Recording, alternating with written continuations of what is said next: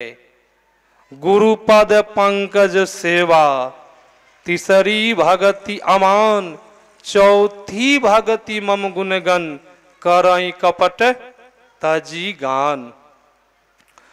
गुरु के जे चरण कमल के सेवा करते हैं, अभिमान को त्याग करके, घमंड को छोड़ करके, बहुत तो आदमी को घमंड रहता है न, हम तो बहुत बड़े भक्त हैं, कि अहंकार रहता है न, भजन करते हैं अहंकार भी है, तब नहीं न होगा, तब भक्त नहीं न कहलाएंगे। गुरुपद पंकज सेवा, तीसरी भगति अमान, चौथी भगति मम गुणगन, करई कपट तजी गान। अब देख लीजिए, जो गुरु के चरण कमल के सेवा करते हैं, सेवा से भी बहुत लाभ होता है। सेवा से लाभ क्या होता है? सतगुरु महाराज जी के चरण दबाए तो आप लोग सुने भी होंगे। सेवा से देखिए लाभ क्या होता है। महर्षि संसई परमहंस जी महाराज की आयु की अवधि खत्म हो गई थी। देखिए गुरु के चरण कमल दबाने से लाभ क्या होता है। आयु की अवधि खत्म हो गई थी और संत के चरण दबा रहे थे। होता क्या है, काल कौवे के रूप में आ गए, सतगुरु महाराज जी के चौकी के तर में आकर के बैठ गए। अब काल को हो रहा था कहीं ये सेवा छोड़ दे जल्दी, फिर इनको हम ले जाएंगे। अब सतगुरु के चरण को दबा रहे थे, अब चरण को छोड़ेंगे तब न ले जाएंगे। अब चरण को दबा देंगे, सेवा से कितना लाभ होता। हम आप अभी के समय में माता पिता गुरु के चरण दबाने के लिए नहीं चाहते। बहुत लोगों को देखिए दूर से ही प्रणाम करते हैं, यही घुटना को टेकते हैं, सिर नमन झुकाते नहीं चरण में। बहुत लोगों को देखिए प्रणाम करने से, सेवा करने से, प्रणाम करने से 4 चीज की प्राप्ति होती है। पहला नंबर भगवान बुद्ध ने कहा है प्रणाम करने से, इसलिए भगवान राम जब इस संसार में आए त्रेता युग में, उन्होंने कहा प्रातः काल उठ के रघुनाथा, मात पिता गुरु नावहि माथा। प्रणाम करने से, सेवा करने से देखिए 4 चीज की प्राप्ति होती है। पहला, आयु बढ़ जाती है, अल्प आयु आप नहीं रहेंगे। किसी को प्रणाम करेंगे तो आशीर्वादन मिलेगा। दुश्मन से दुश्मन है, उनके शरण में आप झुक जाइए चरण में, क्या वो गाली देंगे? आशीर्वाद ही देंगे, आयु बढ़ जाएगी। दूसरा है विद्या बढ़ जाती है, प्रणाम करने से विद्वान होते हैं।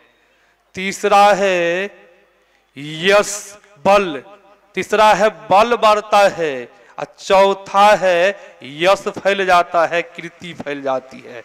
4 चीज की प्राप्ति प्रणाम करने से होती है। बहुत लोग प्रणाम नहीं करने के लिए चाहते। प्रणाम माता पिता गुरुओं को सुबह सुबह उठ करके प्रणाम करना चाहिए।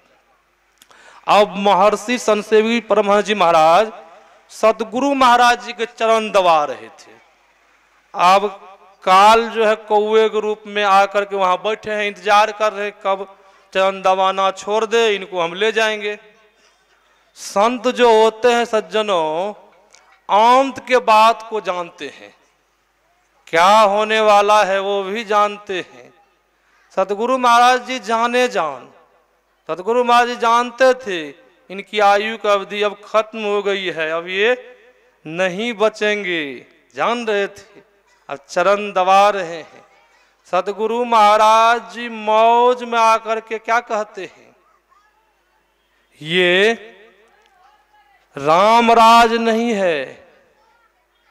राम को रहते हुए दशरथ जी महाराज को लेके चले गए थे, ये मैं ही राज है, मैं ही को रहते संसेवी जी को नहीं ले जा सकते, भागो निकलो। अब काले कौवे के रूप में जो आए थे काल, सतगुरु भाई जो ही डांटे तो ही वो उड़ गए। सेवा से भी लाभ हुआ कि नहीं हुआ? मन गुण करे कपट तजी गान। अब गुणगान करते हैं करने के लिए, कपट को छोड़ करके। गुणगान का क्या अर्थ होता है? हम आप जो संत स्तुति अभी किए, स्तुति क्या अर्थ होता है? हम आप अपने ईश्वर का गुणगान करते हैं, बड़ाई करते हैं अपने गुरु के, परमात्मा के। हम लोगों को ऊपर गुरु की असीम उपकार है कि माता पिता के उपकार है, इसीलिए हम लोगों का कर्तव्य होता है माता पिता का सेवा करें। हम लोगों के ऊपर बहुत उपकार है, संतों का भी बहुत उपकार है हम लोगों के ऊपर, इसीलिए हम आप उनकी स्तुति विनती करते हैं। स्तुति का अर्थ होता है गुणगान करना, बड़ाई करना। फिर जो प्रार्थना करते हम आप, प्रार्थना का अर्थ होता है मांग करना। इसीलिए स्कूल में कॉलेज में प्रार्थना होती है न, मांग करते हैं न। क्या मांग करते हैं विद्यार्थी लोग? क्या मांग करते हैं? मुझे हे सरस्वती माँ मुझे विद्या दो। हम आप क्या मांग करते हैं? हम लोग भी मांग करते हैं न। बहुतों धन संपत्ति मांगते हैं, बहुतों कहते हैं गुरु महाराज जी पोता हो जाए, गाड़ी घोड़ा हो जाए। बहुत लोग ऐसे मांगते हैं गुरु महाराज जी से, 10 रुपया चढ़ाते हैं, बहुत कुछ मांगते। बहुत कहते हैं मेरा पति का पैर टूटा हुआ, गुरु महाराज जी पैर जब सही हो जाएगा तो मैं सत्संग करवाऊंगी सत्संग। ऐसा लोग कहते हैं, बहुत लोग मांगते हैं ऐसा, पति जब स्वस्थ हो जाएंगे तो मैं सत्संग करवाऊंगी, गुरु महाराज जी आप कृपा कीजिए। अब देखिए हम लोग क्या से क्या जो नहीं मांगना, संसार के चीज को मांगते हैं। हम ही आप है, कोई भी है।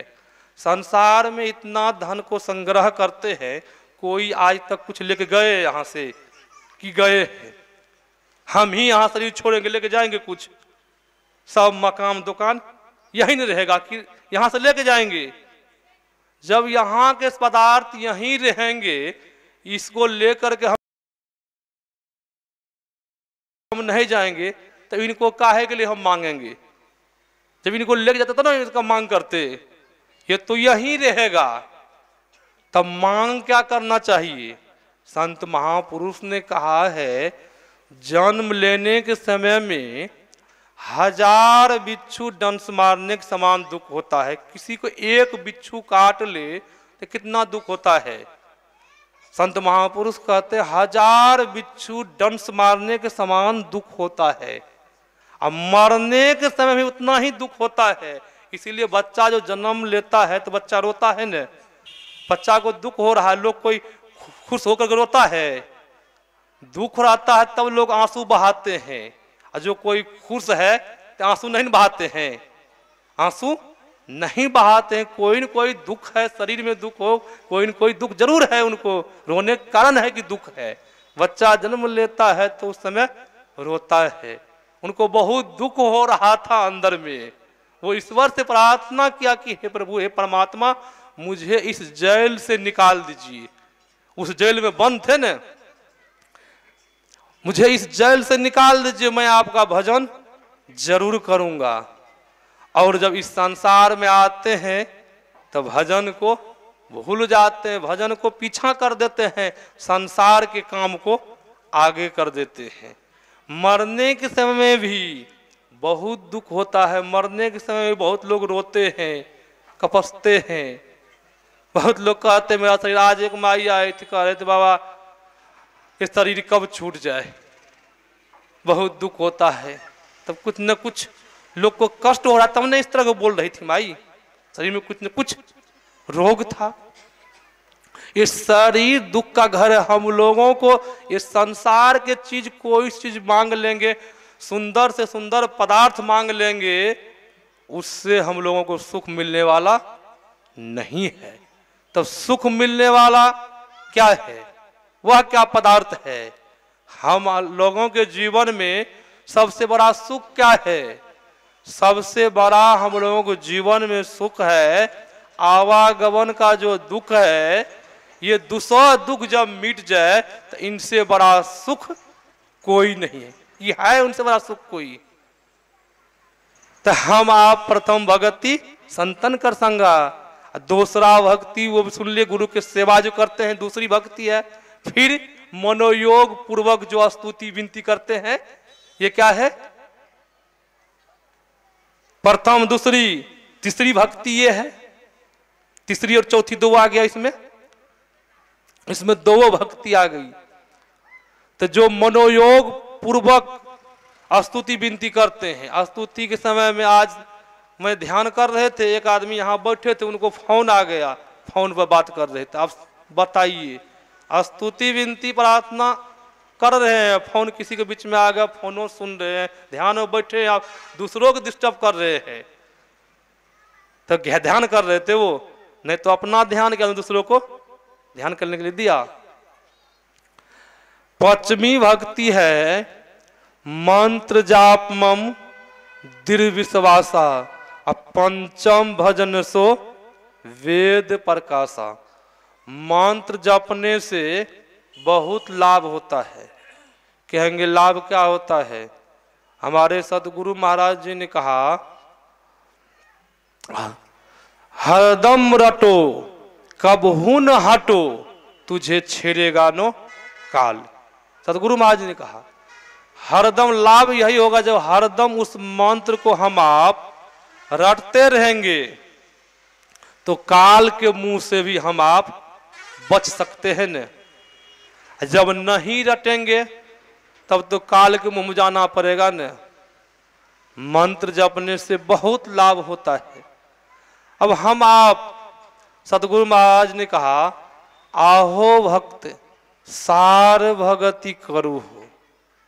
सार भक्ति क्या है? आसार भगति करू संसार भर मत रहू। अब देखिए सतगुरु महाराज जी ने कहा आसार भक्ति करेंगे, संसार में दौड़ लगाते रहेंगे। अब कौन चाहिए आप लोगों को? दो प्रकार की भक्ति है, आप विचार कीजिए, आप खुद निर्णय कीजिए।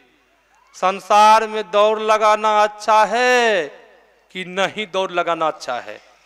एक जगह रहना अच्छा है कि दौड़ लगाना अच्छा है? जरा विचार कीजिए। दौड़ लगाएंगे दुख होगा न। दौड़ लगाना क्या? आसार भक्ति पूजा पाठ करेंगे, 84 लाख योनि में आते रहेंगे, 84 लाख योनि में बहुत प्रकार के शरीर को धारण करते रहेंगे। जब सार भक्ति करेंगे तो लाभ क्या होगा? तो सतगुरु महाराज जी ने कहा मनुष्य का शरीर छूट भी जाएगा तो पुनः मनुष्य का शरीर फिर मिलेगा। किस लिए मिलेगा? नहीं जब मिलेगा मनुष्य का शरीर तो आप श्रीमान के यहाँ जन्म लेंगे, नहीं स्वर्ग की प्राप्ति होगी। स्वर्ग के सुखों को बहुत दिन तक भोगेंगे। स्वर्ग भी एक नहीं है। हमारे सतगुरु महाराज ने कहा सातों स्वर्ग केर निवासी, देव दिव सब अमित विलासी, कोई न अस्थिर सब ही बटोई, सत्य एक शांति स्थिर वो ही।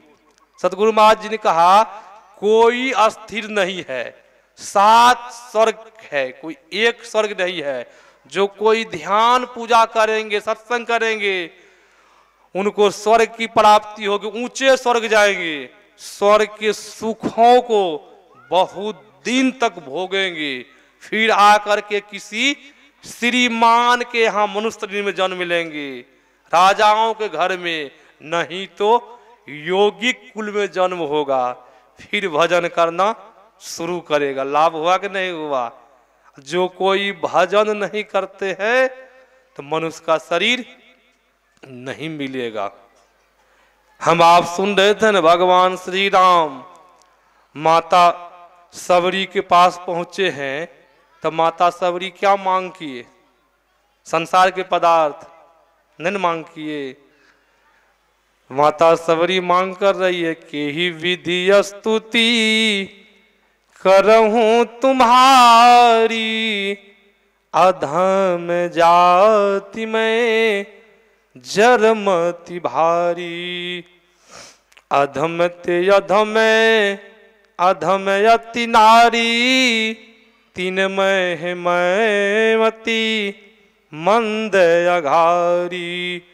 कह रघुपति सुनो भामिन बाता, माने हूँ एक भगति कर नाता।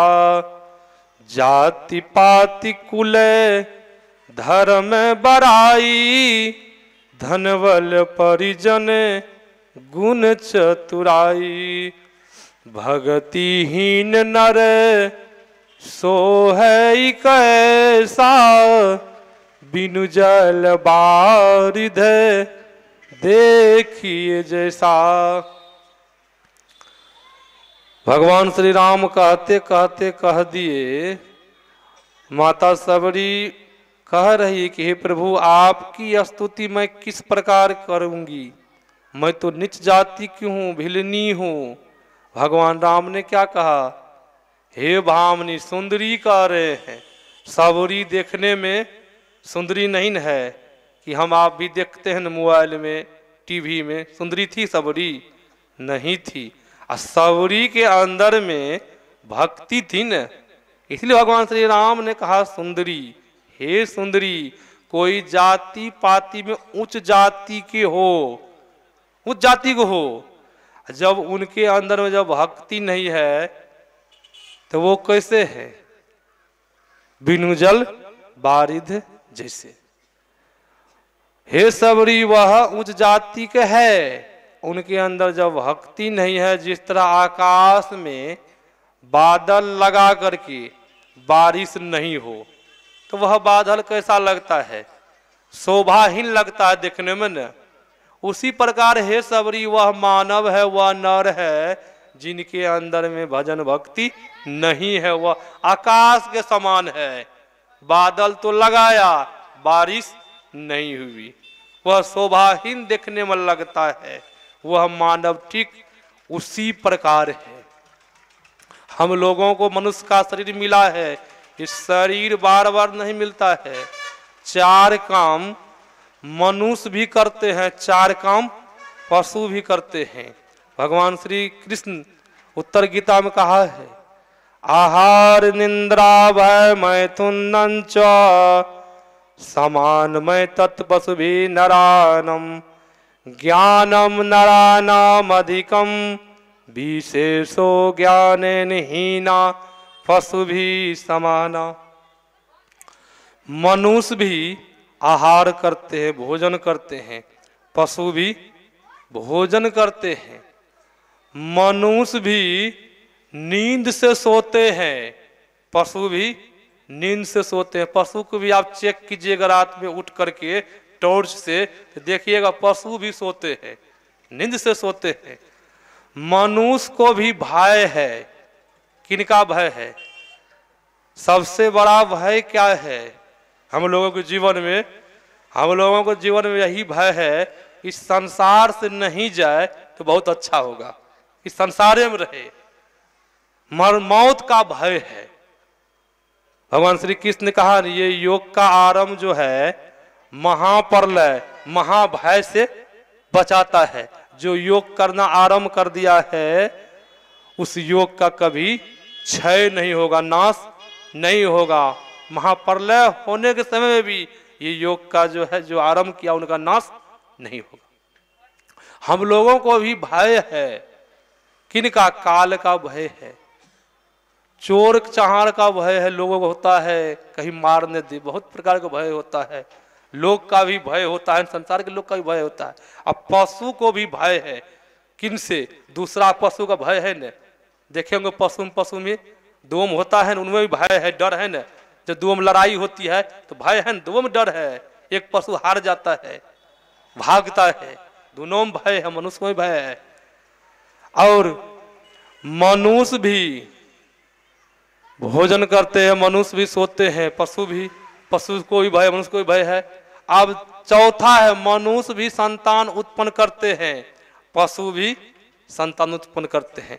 इतना ही काम करते रहे, इनसे आगे नहीं करे। भगवान श्री कृष्ण कहते हैं तो मनुष्य और पशु में क्या अंतर रहा?